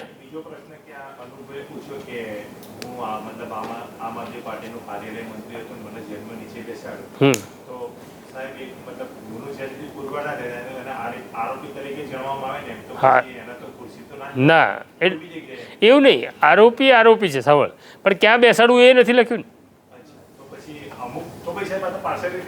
હા, તો થાય ને યાર. પણ તને હું ગમું છું એને તને હું ગમું છું એટલું મિલન ગમે એવું જરૂરી? હું પહેલાંથી કહું છું કે કોઈ માણસ છે ને નિષ્પક્ષ ન હોય, એનો ગમો અણગમો જાણે અજાણે આવે જ. હવે એણે કીધું કે કનુ કલસરીને ખુરશીમાં બેસાડ્યા હતા ને, તો એણે આદર આપ્યો, કંઈ વાંધો નહીં, સારું છે. હવે કરું કલસરિયાને બેસાડો તો બેસાડી શકાય. અમારે એક મિત્રને પકડ્યા નવસારી. હે હા એવું જ હોય.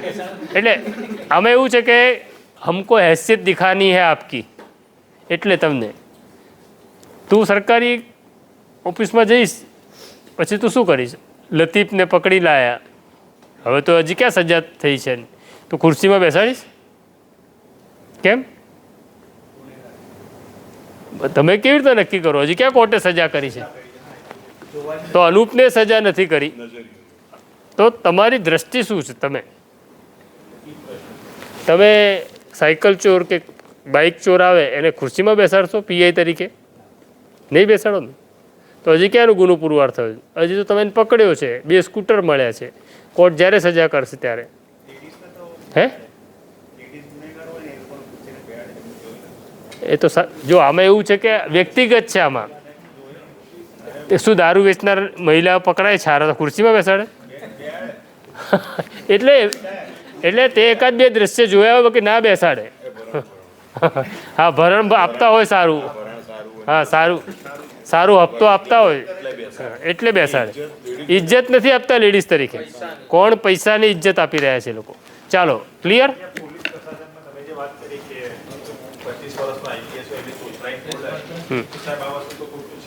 આમાં સાચા ખોટાનો નિર્ણય જ નથી કરવાનો. આપણે આદર્શ સ્થિતિની વાત નથી કરવાની. જર્નલિઝમ એ આદર્શ નથી અને આદર્શ તરીકે આપણી જિંદગી ચાલતી નથી. તારા બધા મેમો તું ભરે છે ને, એટલે શું કરામત કરી છે? હા કોઈ દિવસ રેડ લાઈન પર નથી ગયો. હા એટલે આદર્શ નથી ચાલતી. એટલે આ કેવું છે? આજે કિરણ સાથે વાત કરતો હતો હું કે હું આરટીઓમાં લાઇસન્સ લેવા જાઉં, લાઈનમાં ઊભો છું, જોઉં કે 2 કલાકે નંબર આવશે, એજન્ટ આવે કે ઓલો લાઇસન્સ અપાવી દઉં, 1000 રૂપિયા થશે. હું કહું લે ચલ. અહીંયા આવીને હું કહીશ આપણો વટ, આપણી લાઈન એટલી અજબૂત હતી ને, 5 મિનિટમાં લાઇસન્સ આવી ગયું. પણ એ એજન્ટ એવું કહે કે 10,000 રૂપિયા થશે. હવે 10,000ની કેપેસિટી મારી નથી. એટલે હું શું કહું, ભ્રષ્ટાચાર બહુ વધી ગયો. આપણે તો નક્કી જ કર્યું પૈસા આપવાના જ નથી, અને પછી છે નહીં તારી પાસે. એટલે આપણા આવા ડબલ સ્ટાન્ડર્ડના લોકો છે. આ પ્રજા આવી જ છે બધી. એટલે એમાં હું પણ આવું. એમ આપણે નૈતિકતાના ધોરણો બહુ ઝડપથી બદલાય છે કે ના વિકાસ કરવો હોય તો મકાનો તો પાડવા જ પડે ને. પણ મારા ઘરનું ખાલી કમ્પાઉન્ડ વોલ 1 ફૂટ તૂટતું હોય ને તો હું બૂમ કરી મૂકું. ત્યારે હું એવું ના કહું વિકાસના માટે મકાનો પાડવા પડે. એટલે આપણા સ્ટાન્ડર્ડો જુદા છે. એટલે આપણે આદર્શ ભૂલી જવાનો, પણ નિયમની વાત કરીએ. હવે આપણે પોલીસનું જે કાલે હાયરકી જોઈ. હવે ગુજરાતનું પોલીસ દળ કેવી રીતના કામ કરે છે મોટું ભણીશું આપણે. ગુજરાતના જે સૌથી છે ડીજીપી છે, બરાબર.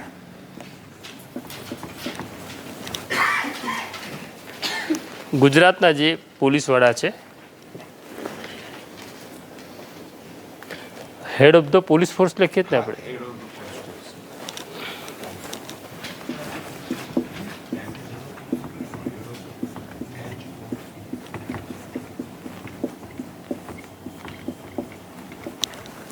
હેડ ઓફ ધ પોલીસ ફોર્સ એને કહેવામાં આવે છે. એમના તાબામાં કોણ છે?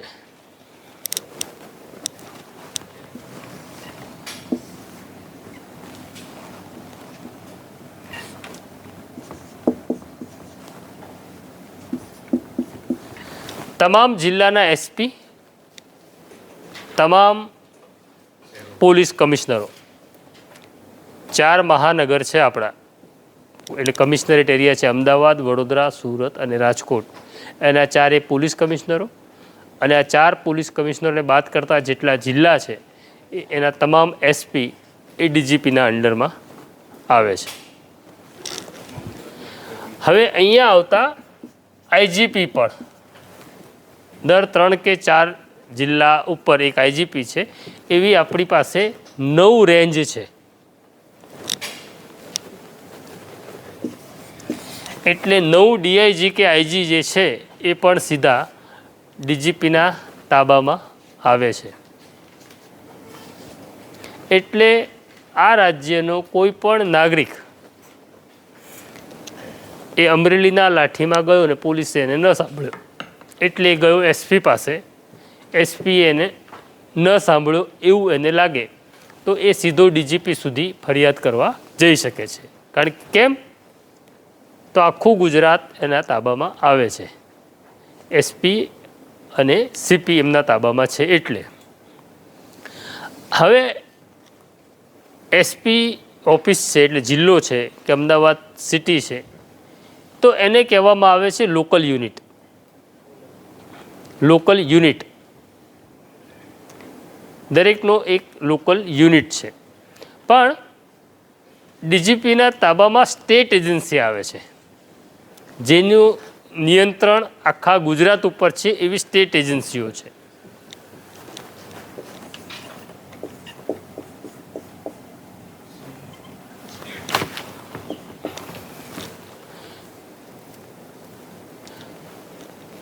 શું છે સીઆઈડી? એટલે પેલું આપણે દયા દરવાજા તોડ એ જે બતાડે છે ને એવી સીઆઈડી નથી આ. કે રાજ્યની અંદર એવા ક્રાઇમ થયા કે જેનો ભેદ ઉકેલવામાં રાજ્યની પોલીસ નિષ્ફળ ગઈ. એવા ક્રાઇમ થયા કે જે બહુ મોટા સ્કેલમાં હતા અને સ્થાનિક માણસને કે સરકારને કે કોઈ સંસ્થાને કે કોઈ જ્ઞાતિને એવું લાગ્યું કે લોકલ પોલીસ બાયસ છે. કે ભાવનગરની અંદર કારડિયા રાજપૂત અને પટેલો વચ્ચે ઝઘડો થયો અને 5 મર્ડર થઈ ગયા. કારડિયા રાજપૂતને એવું લાગ્યું કે એસપી જે છે ને કારડિયા રાજપૂત તરફી છે, એટલે અમને બરાબર ન્યાય ન મળ્યો. એ ડીજીપીને રજૂઆત કરી શકે તો એ તપાસ ડીજીપી સીઆઈડી ક્રાઇમને સોંપે. સીઆઈડી ક્રાઇમ એના તાબામાં આવતી સ્ટેટ એજન્સી છે. ગોધરામાં 25 કરોડની લૂંટ થઈ. ગોધરા પોલીસ 6 મહિના સુધી તપાસ કરતી રહી પણ એની કોઈ કડી એમને ન મળી. ડીજીપી એ તપાસ સીઆઈડી ક્રાઇમને સોંપી શકે. સીઆઈડી ક્રાઇમમાં પણ એક ડીજીપી છે, એના વડા પણ ડીજીપી છે, પણ એ બધા રિપોર્ટ કરે છે મુખ્ય ડીજીપીને. હવે બીજી સ્ટેટ એજન્સી છે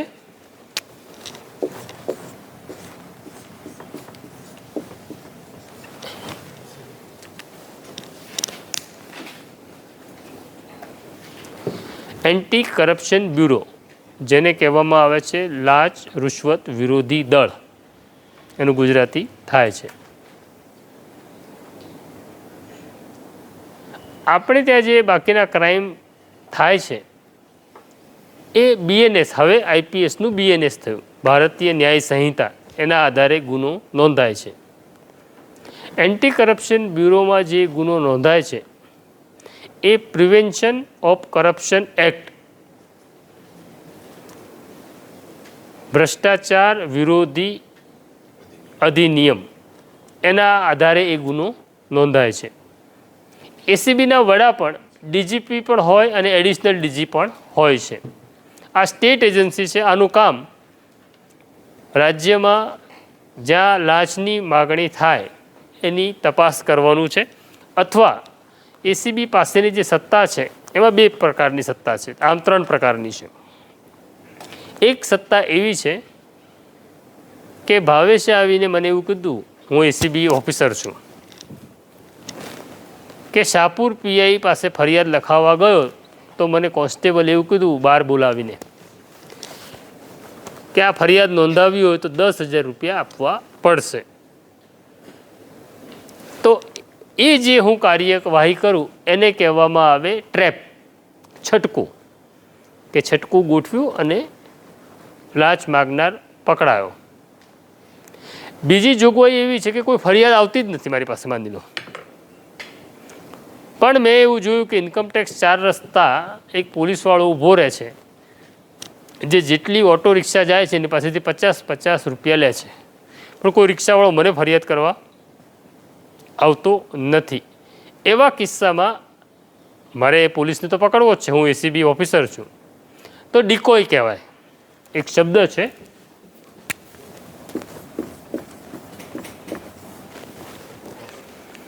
ડિકોય, કે મને કોઈ માણસે ફરિયાદ નથી આપી પણ મારી જાણકારીમાં આવ્યું છે કે કરપ્શન થઈ રહ્યું છે.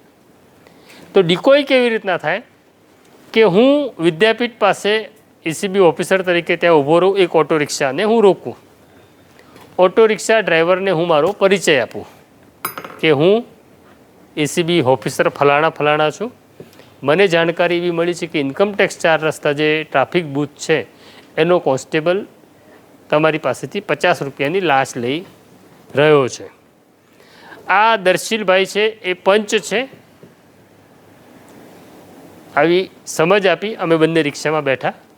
જેવી રિક્ષા ત્યાં ગઈ એટલે પેલા એ હાથ બતાડ્યો, 50 રૂપિયા લીધા એટલે હું એને તરત પકડીશ અને કહીશ કે આ ડિકોય છે, લાંચ લેતા તું પકડાયો છે.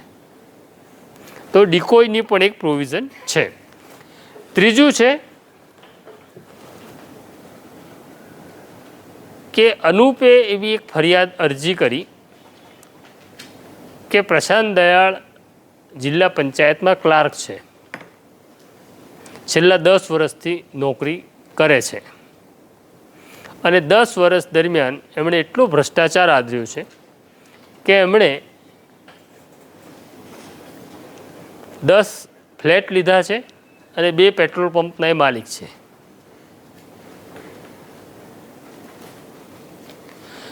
તો એનો કહેવામાં આવે ડીએ કેસ. ડીએ કેસનું ગુજરાતી થાય એટલે અંગ્રેજી થાય ડિસપ્રોપોર્શનેટ એસેટ, વાસ્તવિક આવક કરતાં વધુ મિલકત હોવી. વાસ્તવિક આવક કરતાં વધુ મિલકત હોવી. આવી અનુપે મારી વિરુદ્ધ એસીબીમાં અરજી કરી. એટલે એસીબી શું કરે છે, હવે થોડી ટેકનોલોજી વધી છે એટલે એ સીધી મામલતદાર ઓફિસમાં જાય કે પ્રશાંત દયાળના પત્ની, પ્રશાંત દયાળના બાળકો, આમના નામે કેટલી પ્રોપર્ટી છે એ અમને આપો, લિખિતમાં આપે. એટલે આપ્યું કે 10 ફ્લેટ, 2 પેટ્રોલ પંપ. પછી પ્રશાંત દયાળને નોટિસ મોકલવામાં આવે કે ભાઈ તમે આવો. પછી મારી ઇન્ક્વાયરી કરે કે 10 વર્ષમાં તમને કેટલો પગાર મળ્યો. તો ભાઈ મારો પગાર 1 લાખ રૂપિયા હતો. તો વર્ષનો 12 લાખ, 10 વર્ષના 1 કરોડ 20 લાખ. આ 1 કરોડ 20 લાખમાંથી એવું કહેવામાં આવે કે 30% ઘર ખર્ચ કાઢી નાખો, કારણ કે ઘર ચલાવવા તો જોઈએ, એટલે 30% કાઢી નાખ્યા. હવે કેટલી તમારી થઈ? 12 તારી 36 કાઢી નાખ્યા ને, કેટલા થયા?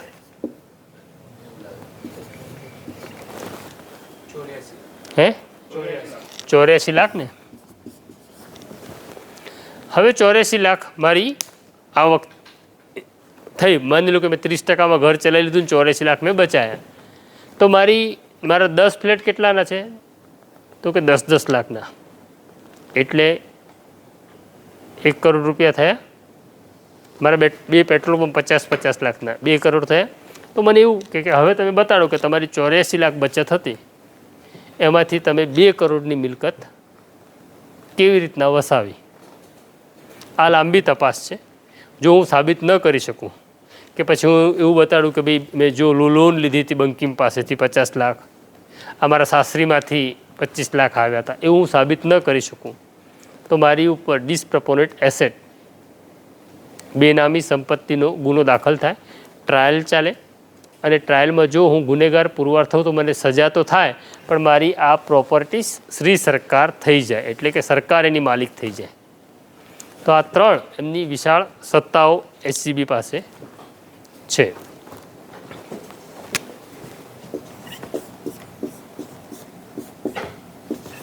ત્રીજી સ્ટેટ એજન્સી છે જે ડીજીપીના તાબામાં આવે છે, એન્ટી ટેરરિસ્ટ સ્ક્વોડ, ત્રાસવાદ વિરોધી દળ.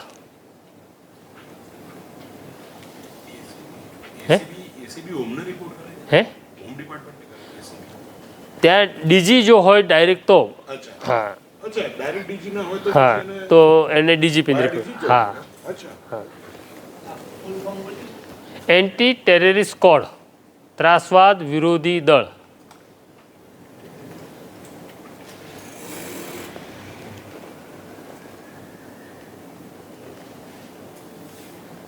બરાબર છે. હવે આનું કામ શું છે? તો આની પાસેનું જે કામ છે એ ટેરરિઝમ છે, નાર્કોટિક્સ છે અને ફેક કરન્સી છે. આ એનું ચાર્ટર છે કે એને શું શું કામ કરવાનું. એટીએસની એવી બાતમી મળે કે થરાદની અંદર 2 કરોડનો દારૂ આવ્યો છે તો એટીએસ રેડ ન કરી શકે. અમદાવાદમાં દારૂના જુગારના અડ્ડા ધમધમે છે તો એટીએસ રેડ ન કરી શકે. કેમ? તો કે એના ચાર્ટરમાં નથી. એના ચાર્ટરમાં ટેરરિઝમ છે, ફેક કરન્સી છે અને નાર્કોટિક્સ છે અને ઓર્ગેનાઇઝ ગેંગ્સ છે. બહુ મોટી ગેંગ હોય ઓર્ગેનાઇઝ. બરાબર. હવે કોઈ સ્ટેટ એજન્સી રહી મોટી? હા, સ્ટેટ મોનિટરિંગ સેલ.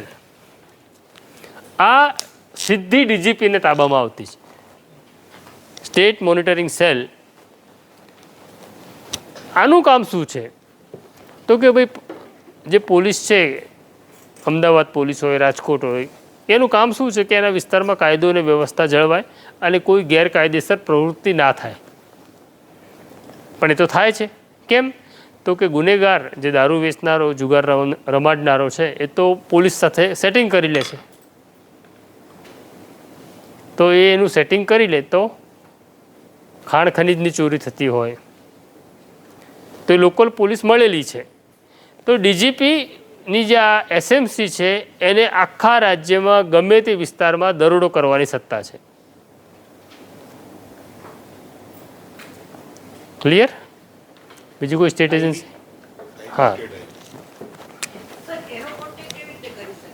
એમનો એક નંબર છે, વોટ્સઅપ નંબર છે ને.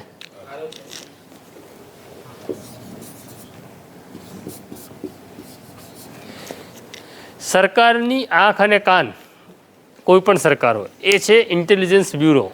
સ્ટેટ ઇન્ટેલિજન્સ બ્યુરો જે રાજ્યમાં છે એને આપણે કહીએ છીએ સ્ટેટ ઇન્ટેલિજન્સ બ્યુરો. એસએમસીનો વોટ્સઅપ નંબર અત્યારે નથી મારી પાસે, પછી બંધ. હે? હા, સ્ટેટ ઇન્ટેલિજન્સ બ્યુરો આ સરકારની આંખ અને કાન છે. હવે આપણને એવું લાગે કે આ લોકો શું ધ્યાન રાખતા હશે? તો આઈબીની અંદર સ્ટુડન્ટ વિંગ છે. આપણને એવું લાગે કે પોલિટિકલ જ નજર રાખે, એવું નહીં. એક સ્ટુડન્ટ વિંગ છે. તો વિદ્યાર્થીઓ શું કરી રહ્યા છે? કોઈ આંદોલન કરવાના છે? એબીવીપી શું કરે છે? એનએસયુએ શું કરે છે? તો આઈબીની જે સ્ટુડન્ટ વિંગ છે એટલું જ ધ્યાન રાખે છે. એને રોજ રિપોર્ટ કરવાનો કે આજે ગુજરાત યુનિવર્સિટીમાં ફી વધારાના મુદ્દે કે ઝેવિયર્સમાં એડમિશનના મુદ્દે આ થયું કે આ થવાનું છે. યુનિવર્સિટી પોલીસ સ્ટેશન છે એને કેવી રીતના ખબર પડે? કોઈ કહે નહીં તો કે આજે વિદ્યાર્થીઓ ધરણા ઉપર આવવાના છે. તો આઈબીનો એક ઓફિસર જેને યુનિવર્સિટીમાં જ ફરવાનું હોય, એને અલગ અલગ વિદ્યાર્થીઓ સાથે સંબંધ હોય, એ રિપોર્ટ કરે કે 1લી તારીખે એનએસયુઆઈ વાઇસ ચાન્સલરને ઘેરાવો કરવાનો. એટલે સ્ટેટ આઈબી અમદાવાદ સિટી પોલીસને કે સિટી પોલીસ યુનિવર્સિટીને કે આવો એક કાર્યક્રમ છે એટલે બંદોબસ્ત ગોઠવાઈ જાય. આપણને થાય ને અચાનક પોલીસ ક્યાંથી આવી ગઈ, તો એ આઈબી રિપોર્ટ કરે છે. સ્ટુડન્ટ વિંગ છે. પછી પોલિટિકલ વિંગ છે. જેમ ન્યૂઝપેપરમાં કેવું છે, અમારે ત્યાં ફૈઝાન છે, આમ આદમી પાર્ટી જોવે છે, તોફિક છે, કોંગ્રેસ જોવે છે. તો આઈબીમાં પણ એવા ઓફિસરો છે કે જેને પોલિટિકલ વિંગમાં પાર્ટીઓ આપેલી છે કે તારે ઓવેસીની પાર્ટી ઉપર નજર રાખવાની, તારે ભાજપ પર નજર રાખવાની, તારે કોંગ્રેસ પર નજર રાખવાની. તો પોલિટિકલ વિંગ છે. પછી છે કોમ્યુનલ વિંગ, હિન્દુ વિંગ, મુસ્લિમ વિંગ. તો વીએચપી શું કરી રહ્યું છે એનું ધ્યાન રાખે, જમિયતે ઉલમાવાળા શું કરી રહ્યા છે એનું એક ધ્યાન રાખે. તો આ પ્રકારનું ઇન્ફોર્મેશન ગેધરિંગ આઈબી કરે અને આ સીધું આઈબીનો જે ચીફ હોય છે એ ડીજીના તાબામાં હોવા છતાં એ સીધો રિપોર્ટ કરે છે મુખ્યમંત્રીને. એ સીધો સીએમને રિપોર્ટ કરે છે. ડીજીને જાણ ન કરે તો પણ ચાલે, એને સીએમને જ રિપોર્ટ કરવાનો છે. હવે આ જ પ્રકારનું ભારત સરકારનું છે, એને સેન્ટ્રલ ઇન્ટેલિજન્સ બ્યુરો કહેવામાં આવે છે. એની એક મજાની વાત કહું, આવી રીતના જ લોકો કામ કરે પણ એ થોડા વધારે પ્રોફેશનલ્સ છે. સેન્ટ્રલ આઈબીનો એક અધિકારી અહીંયા પણ છે આપણે ત્યાં. સેન્ટ્રલ આઈબી એ વધારે પ્રોફેશનલ એટલા માટે છે કે એ લોકો પોતાની ઓફિસ ઉપર કોઈ નામ નથી લખતા. એ ટેક્સીમાં ફરે છે. એ લોકો તમે એને પૂછો કે તમે શું કરો છો તો એવું કે હું તો રિલાયન્સમાં એન્જિનિયર છું. એ પોતાની ઓળખ પણ નથી આપતા. એટલું બધું પ્રોફેશનલ એ લોકો કામ કરે. તો એક ઓફિસર ઘણી બધી બ્રાન્ચો એ લોકો સંભાળે છે. એમાં એક ઓફિસર અમદાવાદમાં છે. દરેક રાજ્યમાં એક એવો ઓફિસર હોય. એનું કામ શું છે ખબર? બંકિમ બહુ ઇન્ટરેસ્ટિંગ છે. રોજ સવારે એણે એપીએમસી માર્કેટ જવાનું કે ડુંગળીના ભાવ શું, બટાકાના ભાવ શું, કોથમીરનો ભાવ શું, ચણા શું ભાવ, દાળ શું ભાવ. હવે આપણને લાગે આમાં આઈબીએ શું કામ જવાનું? તો આપણું જે મોંઘવારી ભથ્થું જાહેર થાય છે ને, કેટલી મોંઘવારી વધી, એ આ રિપોર્ટના આધારે નક્કી થાય છે કે કયા રાજ્યમાં શું સ્થિતિ છે, બટાકાનો ભાવ કેટલો ઉપર ગયો, કેટલો નીચે આવ્યો, કઠોળ શું ભાવે ગયું. એના આધારે ભારત સરકારને કેવી રીતે ખબર પડે મોંઘવારી વધી કે ઘટી? તો મોંઘવારી ભથ્થું એ પણ આ રિપોર્ટના આધારે સેન્ટ્રલ આઈબીનું આ કામ છે. તો આ સ્ટેટ આઈબી ક્લિયર, એટલે સ્ટેટ એજન્સીઓ આ મોટી મોટી છે. હવે કાલ પર જઈશું.